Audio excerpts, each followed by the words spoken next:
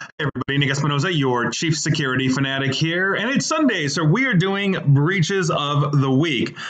And this week in data breaches, absolutely insane. But obviously, last week we did the top breaches of 2025. And we're going to be talking actually about some of those this week as well. But we've got LastPass, SoundCloud, Pornhub, a whole lot of credit unions that we are going to have to dive into. And as always, I want to thank the people that sent me a lot of this information. And that would be James Ben K, Steve Hamlin, Jacqueline Wolf, and Jason Acton. And with that, let's dive right into Awakenings Center. They're also known as Loving and Living Center PC. They do business as Awakenings Center. They recently suffered a data breach that compromised personal health information of their patients, and an unauthorized individual or actors, basically accessed the practice's electronic records and may have stolen all of the PHI. So if you use Awakening Center for your, I'm guessing, a mental health needs, best of luck to you.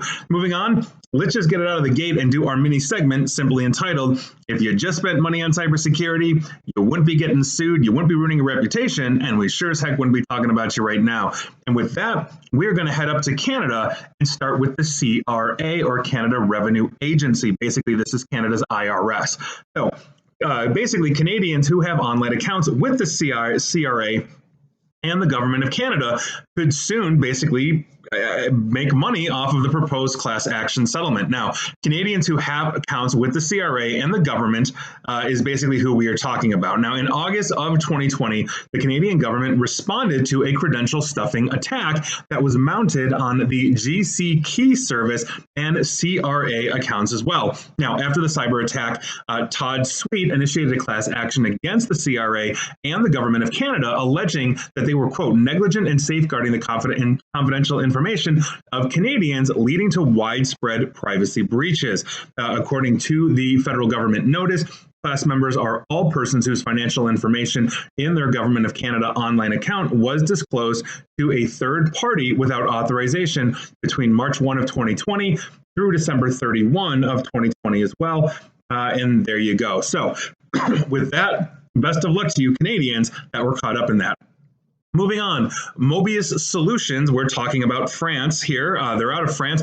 They were just fined €1 million, 1 million euros, not dollars, for their 2023 data breach, probably about 1.2 million or so US. And I don't have much more information using Google Translate for that French site, but best of luck to the French, I guess, if you're using Mobius Solutions for all your Mobius needs. Moving on. LastPass, yes, LastPass, the password manager, the UK ICO, that's the Information Commissioner's Office, has fined LastPass £1.2 million, or about 1.6 million US dollars, for its data breach back in 2022. If you recall, that was a massive, massive problem, as LastPass was rather popular, but we found out they were using terrible encryption. Best of luck. Moving on. Let's head on over to South Korea and talk about SK Telecom, one of the largest telecom providers in the country. The Korea Consumer Agency concluded that SKT should compensate individuals by offering 100,000 won, that's roughly $68 US, per claimant. The decision was made during a mediation conference this past Thursday, according to the Consumer Agency of Korea, and SKT has said that they will review the details and make a prudent decision. And so those are the companies that were getting sued or paying out, and if they had just spent money on cybersecurity, basically they wouldn't be ruining your reputation, and we know we wouldn't be talking about them right now. Moving on. Let's head back to Canada and talk about the Rainbow District School Board in Ontario, Canada. This is an excuse me, a little under the weather this week.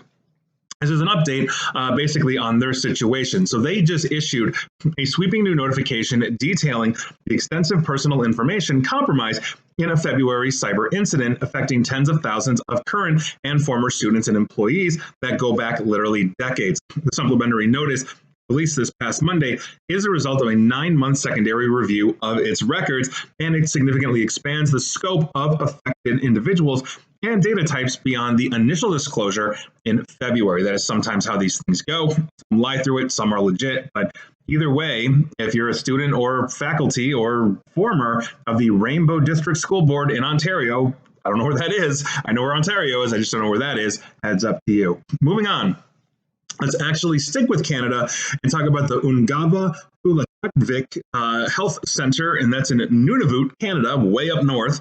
Anyway, a cyber attack was orchestrated by malicious individuals in November of this year. Files potentially basically containing clinical and administrative information concerning users and employees may have actually been leaked. So heads up to you if you're in Nunavut and you use the Ungava Tulatadvik Health Center, and I apologize if I'm not pronouncing that correctly. Moving on, let's head down under to Sydney, specifically their university. The University of Sydney basically said personal information on their staff and students was exposed in a cyber incident involving unauthorized access to an internal online coding repository. Now, historical data files stored within the code repository were accessed and downloaded, and more than 27,000 individuals were impacted, including current and former staff, affiliates, students, alumni, and a small number of supporters whose records dated as early as 2010. So if you have anything to do with the University of Sydney in Sydney, Australia, best of luck to you. Moving on. Let's talk about Conduit. They are a conduent, They are a business services company that provides healthcare billing, and they've basically started sending out notices to 10.5 million people thanks to their data breach. At least some of the impacted information are names and social security numbers exposed to an unknown third party, and that's all we have at the moment. So if your medical facility that you attend uses Conduit, you might want to check in, or you're probably going to get a notice. Moving on, a quick update on Oracle e-business. Like I said, one of the worst data breaches of 2025 that continues to unfold due to supply chain notifications. And now it's Par Excel International, a clinical research organization based in North Carolina. So heads up to you, Par Excel International employees, patients, customers, whatever. Moving on, let's head on over to the United Kingdom and talk about the trade union known as Prospect Custodian Trustees, Ltd. Now, data protection authorities of Guernsey, Jersey, the Isle of Man, and the United Kingdom have all launched inquiries into the cyber incident, which compromised data at the trade union in June of 2025. Excuse me. A Prospect spokesperson said that they are deeply sorry, adding, quote, "We have offered a package of support, including credit monitoring, to those that have been affected." Now, FYI, Prospect has more than 150,000 members who work as scientists, engineers, tech experts, and other specialist roles across those islands, as well as the United Kingdom's islands as well. Moving on. Heading back to Canada, and Canada's been in the news the last couple of weeks for data breaches, but the Canadian Mental Health Association, a wide range of patient information was stolen in their October data breach, specifically at their York and South Simcoe branches in Toronto. So, full names, as well as information about services received, diagnosis, clinical plans, were stolen, and basically individuals who received any kind of services from the York and Simcoe branches from 2020 to the current present day, except those in the bounce back, clinical assisted bibliotherapy, and structured therapy programs. If you're in those, apparently you're good, but everybody else, you definitely want to check in, and hopefully it doesn't press you even more. Moving on, DXS International. They're a UK-based company that provides healthcare tech for England's National Health Service, or NHS. Now, in a filing with the London Stock Exchange, the company said they experienced a, quote, cybersecurity incident affecting its office servers, end quote, and they discovered this on December 14. Now, at this point, the specific nature is not known, but heads up, DXS International out of the UK.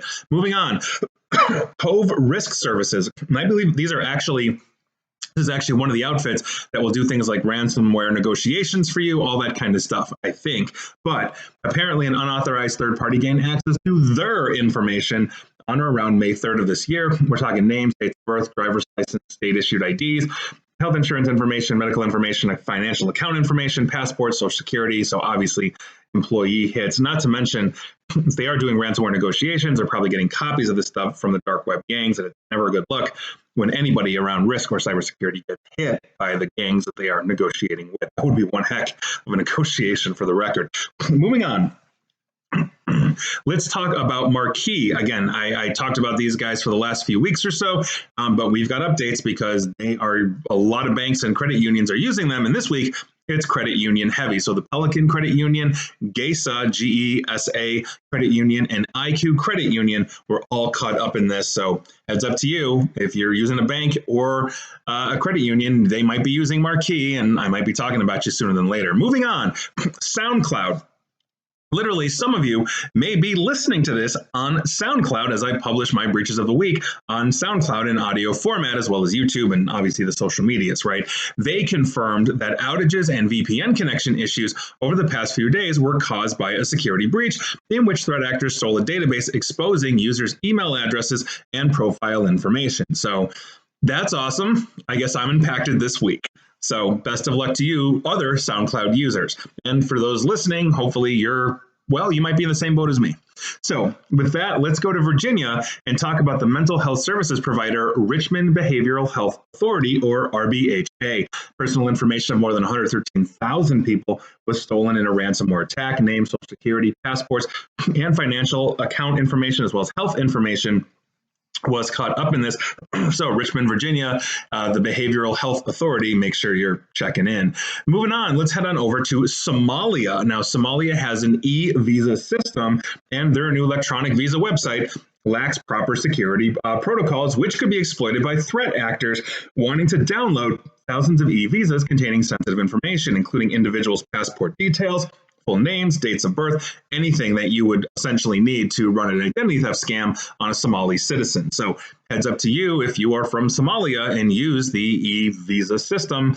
Hopefully they'll get it secured very quickly. Moving on.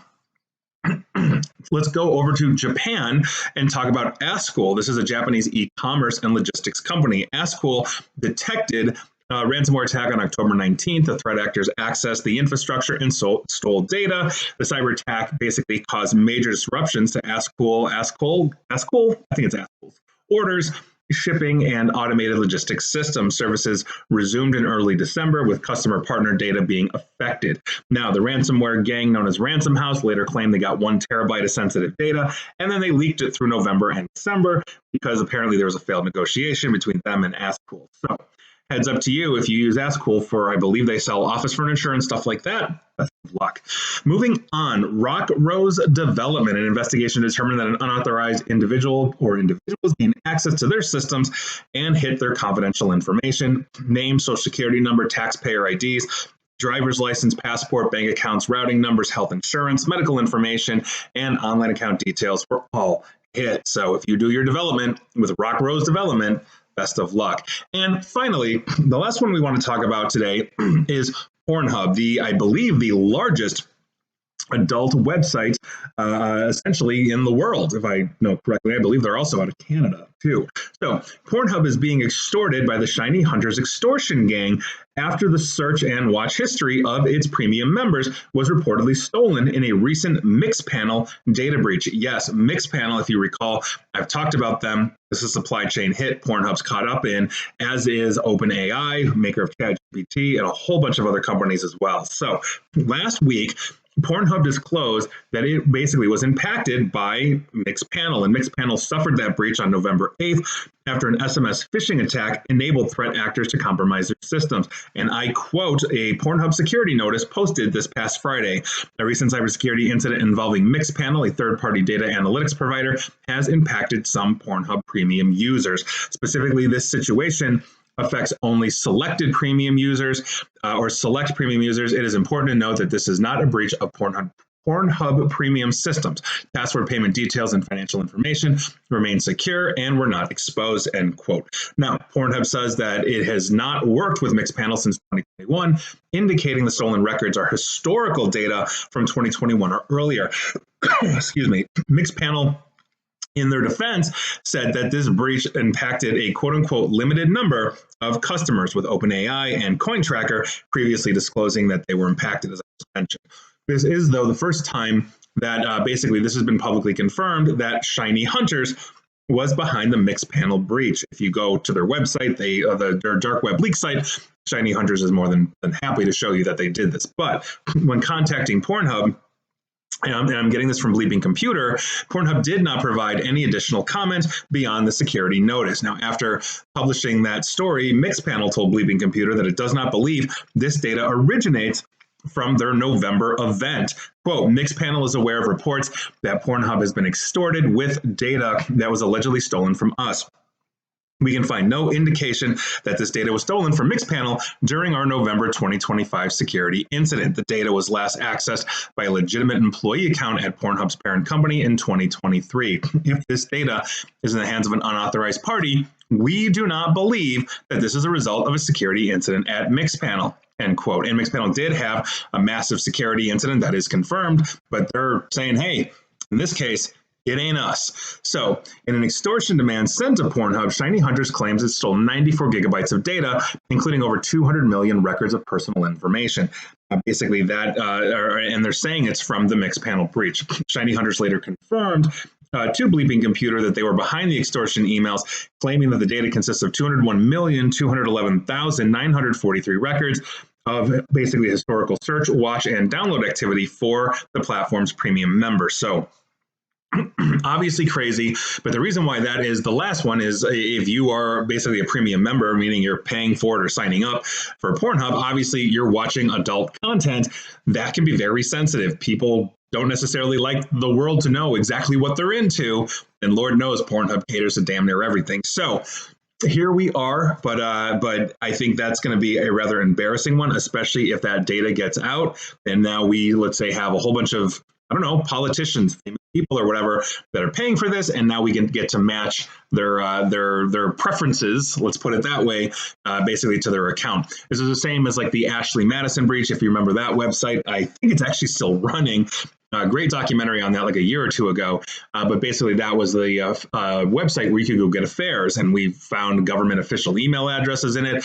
One of the Duggar kids, you know, that woman that had like 20 kids and she had her own reality show, like I think her oldest son or something was caught up in that. So we may be sitting on something that we're very soon going to see disclosures on. So we'll see what happens, but best of luck, I guess, if to all of us this week, because this week was kind of nuts. So were you impacted? Let me know. And I was this week. So here we are. And please like, share, follow me here on Facebook and Twitter at NickAESP. And please feel free to subscribe to me at YouTube as well. And as always, stay safe, stay online, and please, please, please attempt to stay private, informed, and secure. Take care.